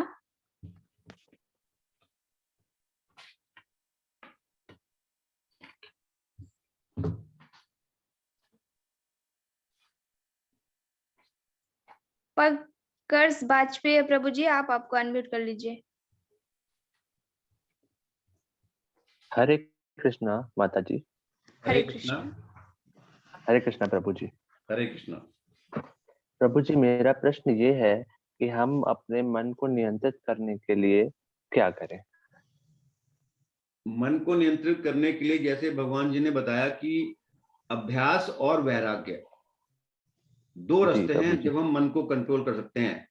सबसे जी पहले प्रभु जो जी। इसमें बात आती है वो है कि बुद्धि को बलवान बनाए, अपने मन से ज्यादा स्ट्रांग बनाए अपनी बुद्धि को। जब हमारी बुद्धि जी कमजोर प्रभु होती जी। है तब मन स्ट्रांग हो जाता है। जी प्रभु जी।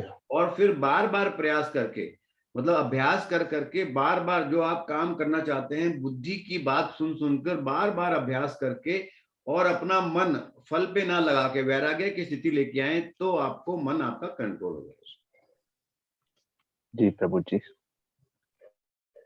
हरे कृष्णा। हरे कृष्णा प्रभु जी। और किसी के कोई क्वेश्चन है? हरे कृष्णा।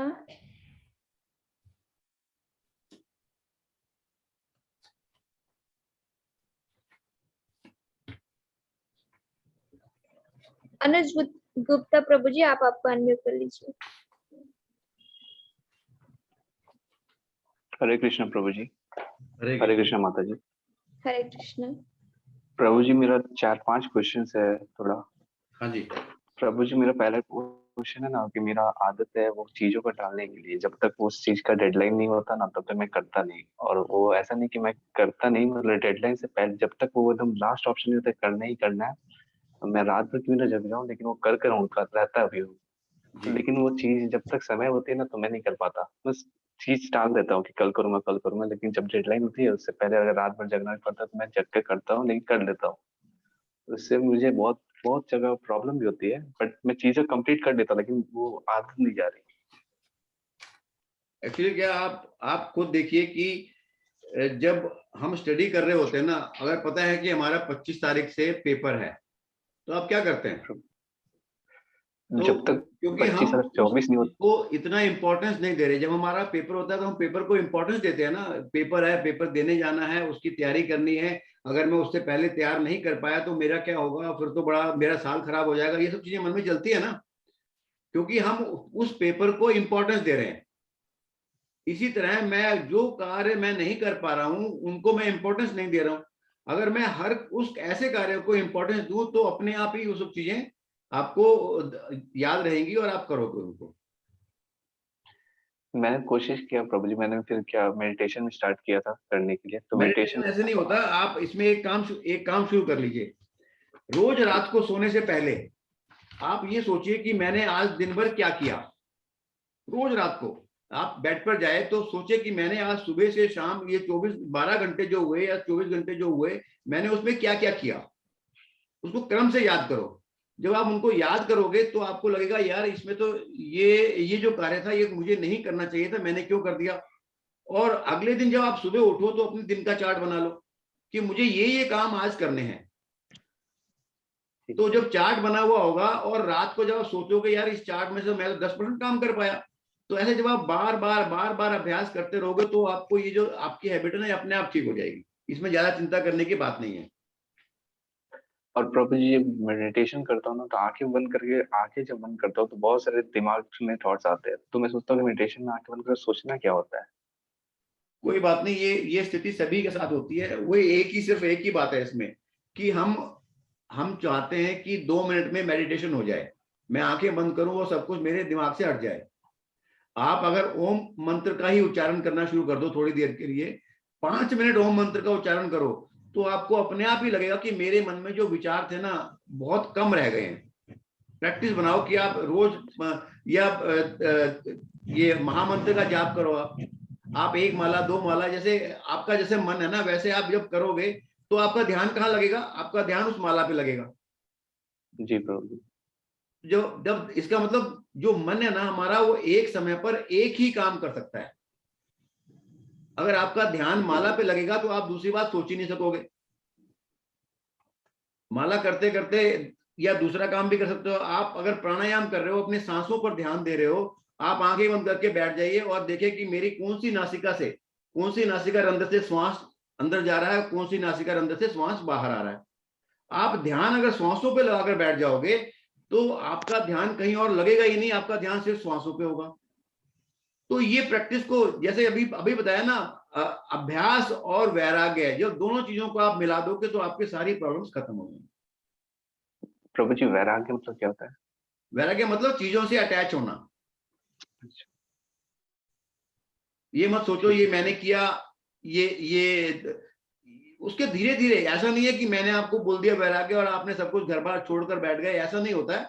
जब मन आपका ऐसी स्थिति पर पहुंचे कि सबसे अटैचमेंट तो होता है, लेकिन अटैचमेंट इतना नहीं होता कि आपका अपना चीजें खराब होनी शुरू हो जाए। जी प्रभु जी।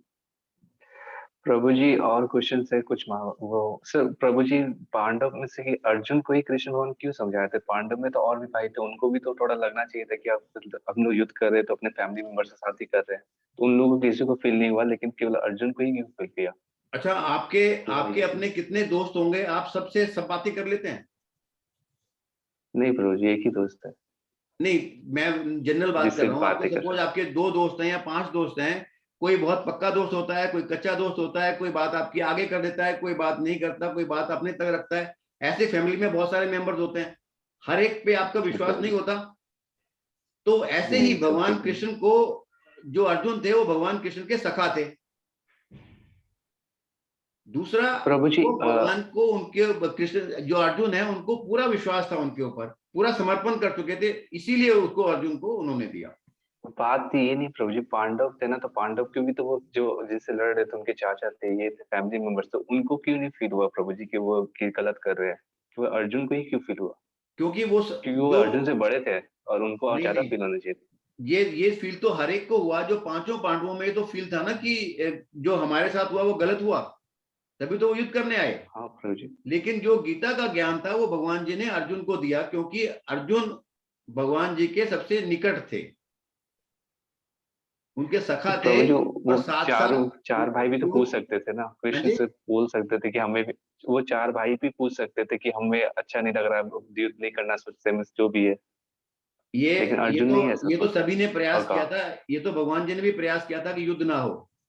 और आपको पता है कि ये जो ज्ञान दिया गया, जो 700 श्लोक बोले गए, मैं कहीं पढ़ रहा था, सिर्फ 45 मिनट का टाइम था। ये नहीं कि सुबह से शाम तक 7 दिन 15 दिन लगे हुए हैं वो ज्ञान दे रहे हैं उसको। सिर्फ 45 मिनट में भगवान जी ने ये सब श्लोक, जो ये जो ज्ञान दिया भगवान जी ने अर्जुन को, सिर्फ 45 मिनट में ज्ञान दिया। तो प्रभु जी 45 मिनट युद्ध से पहले था या कि युद्ध स्टार्ट होने के बाद था? युद्ध शुरू होने से पहले, जब सारी सेनाएं दोनों पहले। तरफ आमने सामने खड़ी हुई हैं, तो उस वक्त भगवान अर्जुन को जब ये लगा कि मैं युद्ध कैसे करूं, ये तो मेरे मामा जी हैं, ये मेरे चाचा जी हैं, ये मेरे गुरु हैं, ये मेरे तो, तो दादाजी हैं, प्रभु जी तो मैं इतना ऐसे समय युद्ध था कैसे उस करूं। टाइम युद्ध करने से पहले? हाँ, 45 मिनट तक समय था। मतलब उस वक्त में उन्होंने बीच में रथ रोक दिया ना, जी प्रभु जी। युद्ध शुरू ही नहीं हुआ था तब। और प्रभु जी वो लड़ाई जो युद्ध होने वाली थी उसमें ज्ञान जो दिया गया गीता जी को, गीता जी का जो ज्ञान दिया गया उसमें तो जिंदगी के सारे ज्ञान दे दिए उस टाइम तक 45 मिनट में ही। पूरे के पूरे उनको तो उन्होंने बस से, हम आपको यहाँ उनको एक्सप्लेन तो कर बस रहे हैं, युद्ध नहीं करना था, उन्होंने, इसमें क्वेश्चन यही था ना प्रभु जी। हाँ, अर्जुन ने कहा था कि मुझे युद्ध नहीं करना क्योंकि वो मेरे फैमिली मेंबर्स है, लेकिन हाँ, कृष्ण भगवान ने तो सारे ज्ञान दे दिए जिंदगी के। क्योंकि अर्जुन को युद्ध करने के लिए, मनाने के लिए भगवान जी नहीं चाहते थे कि जो युद्ध हो पूरा वो, जिंदगी के ज्ञान दे दिया। मैं वही बता रहा हूं आपको कि भगवान जी जी ने प्रभु जी। जितने भी 700 श्लोक हैं गीता जी में, 18 अध्याय में, पूरे के पूरे 45 मिनट में बताया उनको। और ये जैसे हम उसको समझा रहे हैं, वो समझाने का तो मतलब नहीं होता ना। उन्होंने श्लोक पढ़ के, जैसे हम आदमी आपस में हम दोनों बात कर रहे हैं, तो ये जो बात कर रहे हैं ये अच्छा हाँ जी 45 मिनट की टॉक थी। और जो भगवान जी बोल रहे हैं वो अर्जुन उसको समझ रहा है। उस वक्त की लैंग्वेज ही संस्कृत थी, या जिस भी, वो उसी जी लैंग्वेज में प्रभु आपस जी। में बात कर रहे हैं वो। तो जो जो उसके मन में डाउट थे, भगवान जी ने अपना जो विश्व रूप भी दिखाया, या सब जो कुछ भी हुआ, सब 45 मिनट में हुआ। तो ऐसा तो नहीं हो प्रभु सकता जी ना उनका जो कि सारी 45 मिनट दोनों है सेनाएं हमारे लिए आमने तो सामने खड़ी बहुत हुई हैं। बड़ा, और हाँ जी, उनका जो 45 मिनट है हमारे लिए तो 4500 साल के बराबर में होगा प्रभु जी। तो ये अलग अलग युग की बात है ना, ये अलग जी अलग युगों प्रभु की जी। बात है। ये 5000 साल पहले की बात हो रही है ये। उस वक्त लोगों की उम्र क्या हुआ करती थी, उस वक्त लोगों की डील डॉल क्या हुआ करते थे, वो सब चीजें अलग है ना। जी प्रभु जी। ठीक है प्रभु जी, मेरे सारे डाउट्स हरे थोड़े कृष्णा, क्लियर। हरे कृष्णा। हरे कृष्ण प्रभु जी। सुजाता सृष्टि माता जी है या प्रभु जी, आप आपको अनम्यूट कर लीजिए। हरे कृष्णा प्रभु जी। हरे कृष्णा। प्रभु जी, मेरा सवाल ये था कि जैसे स्कूलिंग स्टूडेंट या कॉलेज जाने वाले स्टूडेंट्स के लिए भगवत गीता किस तरह से उपयोगी है? आपको पता है कि आपने भी पढ़ा होगा कि पुराने समय में गुरुकुल हुआ करते थे।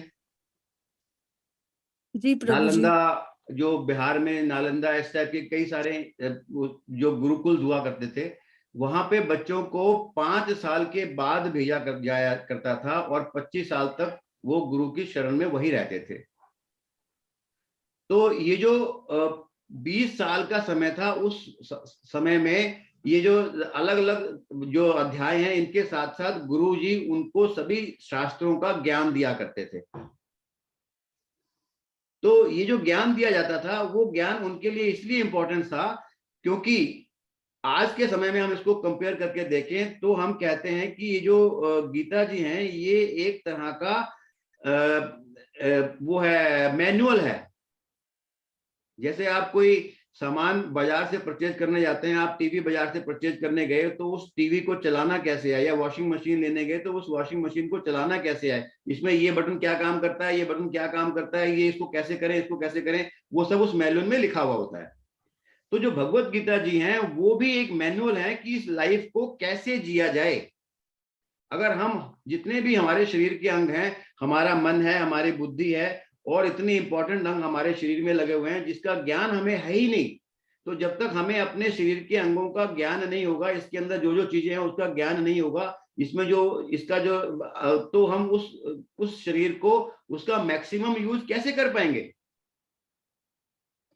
तो इसीलिए जैसे हमारी क्लासेस भी जैसे लग रही हैं, अभी यूथ के लिए लगी हुई है, तो इससे और भी क्लासेज हैं जहां पे बच्चों को, जो 6 साल से बड़े बच्चे हैं, उनके लिए क्लास लगी हुई है। तो ये गीता का ज्ञान तो स्टार्टिंग से ही देना चाहिए ताकि मतलब समझ में तो आए लोगों को। भगवत गीता में ये नहीं बताया गया कि खाना कैसे बनाना है या क्या, किससे क्या चीज क्या करनी है। इसमें ये बताया गया है कि गुस्से में, शांति में, जब आपको द्वेष हो, जब आपको ईर्ष्या हो, आपका व्यवहार कैसा होना चाहिए, क्योंकि अल्टीमेट ऑब्जेक्टिव तो मोक्ष प्राप्त करना ही है ना।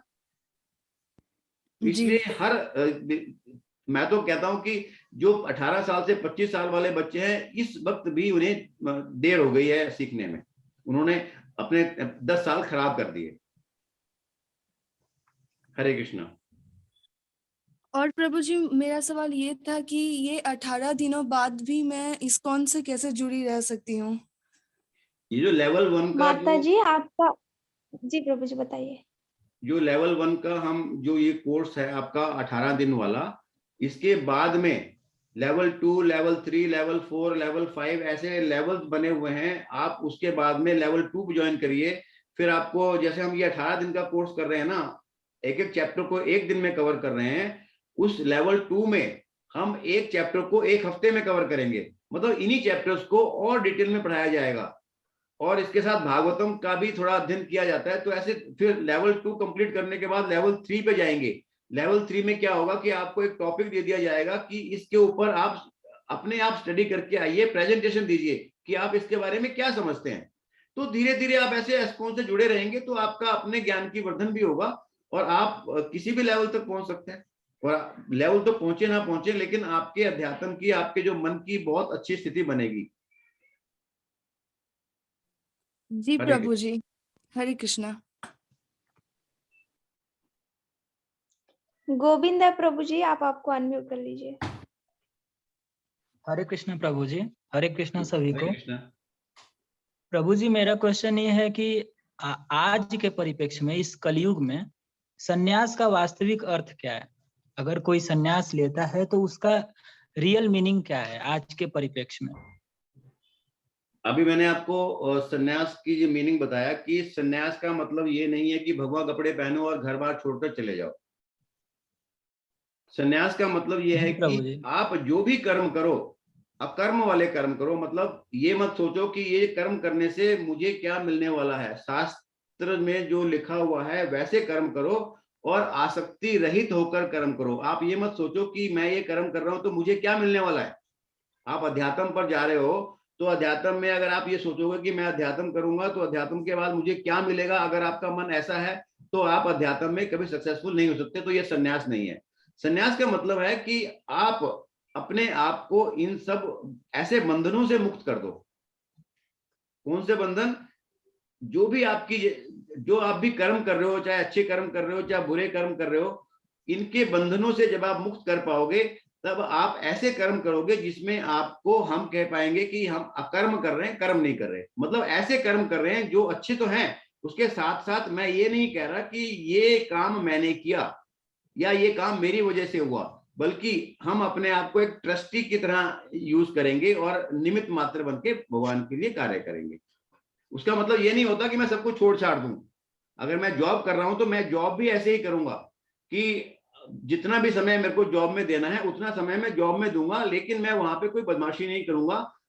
पूरी अनुशासन के हिसाब से मैं वहां काम करूंगा, पूरे मन के हिसाब से काम करूंगा। जो मेरी ड्यूटीज बना रखी है मैं वो ड्यूटीज करूंगा।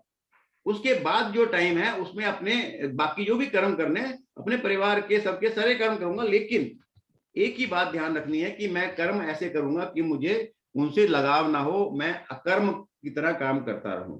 लगाव नहीं होना चाहिए उन कर्म से, खाली काम करने हैं वैसा मन होना चाहिए। जी प्रभु जी। हरे कृष्ण। हरे कृष्ण। आकाश सिंह प्रभु जी, आप आपको अनम्यूट कर लीजिए। हरे कृष्ण प्रभु जी। हरे कृष्ण। प्रभु जी, मेरा एक प्रश्न था कि आपने बोला था कि मन को नियंत्रित करने के लिए आध्यात्मिक और अभ्यास का आवश्यक, अभ्यास और वैराग्य। वैराग्य जी। तो मेरा सवाल है कि ये अभ्यास किस प्रकार का होना चाहिए? वैराग्य तो प्रभु का नाम जप हो गया, लेकिन अभ्यास क्या? कुछ कोई भी उदाहरण और बताएंगे? जैसे जैसे अभी हमने आपसे बात करी कि अष्टांग योग क्या है। अष्टांग योग में यम, नियम, आसन, प्राणायाम ऐसे करके करके हम ध्यान, धारणा, समाधि तक पहुंचते हैं। तो ये समाधि तक हमें पहुंचना है। से मन को कंट्रोल करना, मन को कंट्रोल करने के लिए प्राणायाम भी कर सकते हैं। मन को कंट्रोल करने के लिए ये जो तरीके बताए हैं इनका आपने अभ्यास करना, सतत अभ्यास करना, लगातार अभ्यास करना। आपने कोई भी नियम बांधा हुआ है, सपोज आपने नियम बांधा हुआ है कि मैं एक मंत्र रोज करूंगा, एक मंत्र का जाप रोज करूंगा, या भगवान जी की पूजा मैं रोज करूंगा। तो जो भी आप कर रहे हो वो उसको सततम करो, मतलब उसको ऐसे करो कि वो कभी भी उस चीज का नागा ना हो। ये मतलब होता है अभ्यास का। धन्यवाद प्रभु जी। हरे कृष्ण।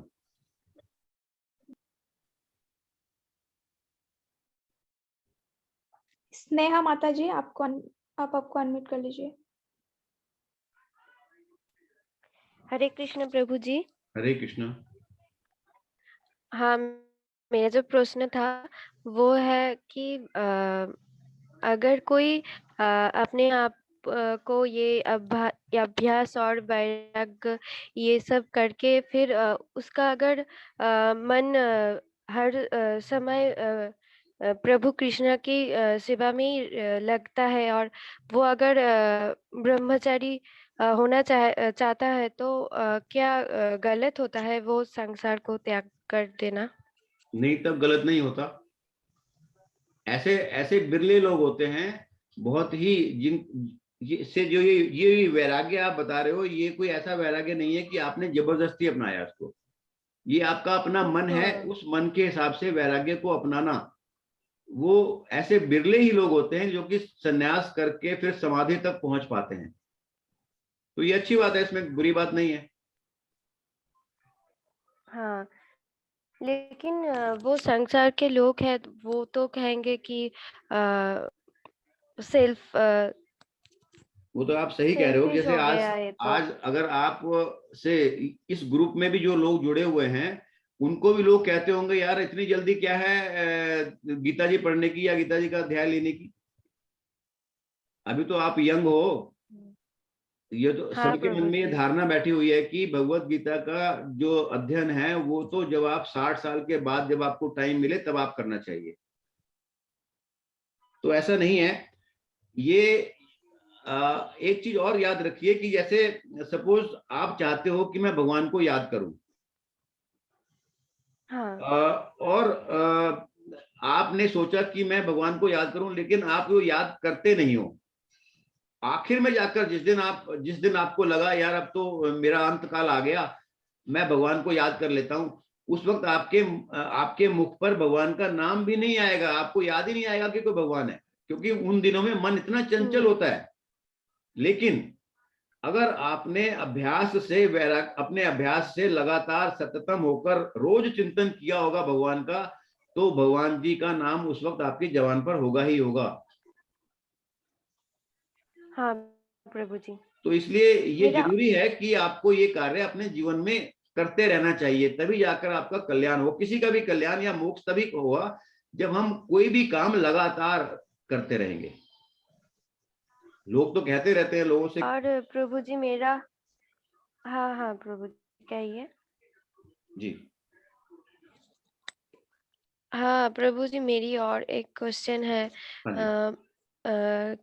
मैं मेरी घर वालों को कैसे समझाऊं कि मुझे मांस मछली नहीं खाना, क्योंकि वो लोग तो मुझे इमोशनली ब्लैकमेल कर रहे हैं। मेरे पिताजी कह रहे हैं कि नहीं, अभी मैं जो कहूंगी वही तुम्हारा धर्म है, तो वही तुम्हें करना चाहिए।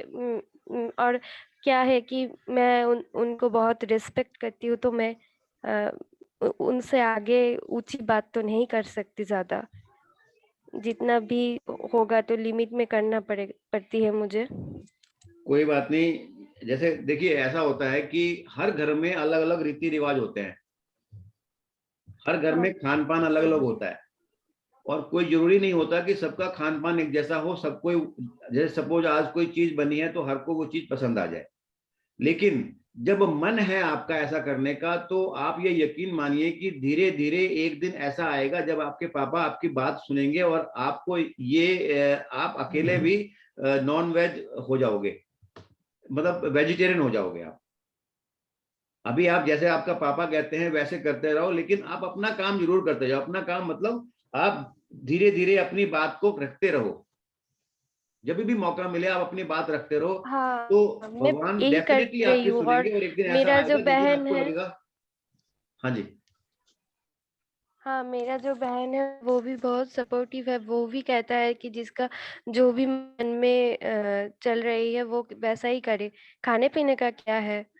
जी, मैं इसीलिए बोल रहा हूँ तो कि मैं कहीं ना कहीं आपको सपोर्ट हाँ हाँ डेफिनेटली मिलेगी, और आपका मन अभी नहीं, साल में, 2 साल में, 3 साल में आप अपना काम तो करते रहिए ना। जहां आपकी मजबूरी है, जो आप नहीं कर पा रहे हो because you respect your parents, तो जो काम नहीं कर पा रहे हो कोई बात नहीं, आज नहीं कर पा रहे हो, किसी दिन वो आपकी बात सुनेंगे या आपको कोई और सपोर्ट करेगा जिसकी वजह से ऐसा होगा। तो हर एक का जीवन अलग अलग है, हर एक का कर्म अलग अलग है, हर एक का जो जो एंड में होना है वो भी सबका अलग अलग है। तो ऐसा दिन डेफिनेटली आएगा जब आप अपने कर्मों के हिसाब से ये सब काम कर पाओगे। हाँ प्रभु जी, मुझे तो बहुत दुख होती है कि मैं पीछे ही रह गई, नहीं, ये जैसे मैं अभी आगे आपके नहीं मन में बढ़ ग्लानि हुई रही ना, हूँ। जब आप हाँ, नॉनवेज खाते हो तो आपके मन में ग्लानि आती है, आपको बुरा लगता है। हर तो ये जो हर आपको बार बुरा लग रहा है आता ना, है, हर बार। ये जो आपको बुरा हाँ लग रहा है ना, ये आपको एक दिन डेफिनेटली ऐसे रास्ते पर पहुंचाएगा कि आपको कभी ये लगेगा ही नहीं कि मैं पीछे रह गई। हाँ तो आप प्रभु अपना जी, मन छोटा बहुत मत बहुत करिए, शुक्रिया। आप अपना कर्म करते रहिए, डेफिनेटली उसका फायदा आपको मिलेगा। हाँ प्रभु जी, धन्यवाद। हरे कृष्ण प्रभु जी। धन्यवाद। हरे कृष्ण, हरे कृष्ण। प्रभु जी शायद अभी कोई क्वेश्चन नहीं है। चलिए एंड करते हैं क्लास को। हरे जी कृष्णा, बिल्कुल। हरे कृष्णा, कृष्ण कृष्ण हरे हरे, हरे रामा, राम राम हरे हरे। हरे कृष्णा। हरे कृष्ण सभी को। हरे कृष्ण।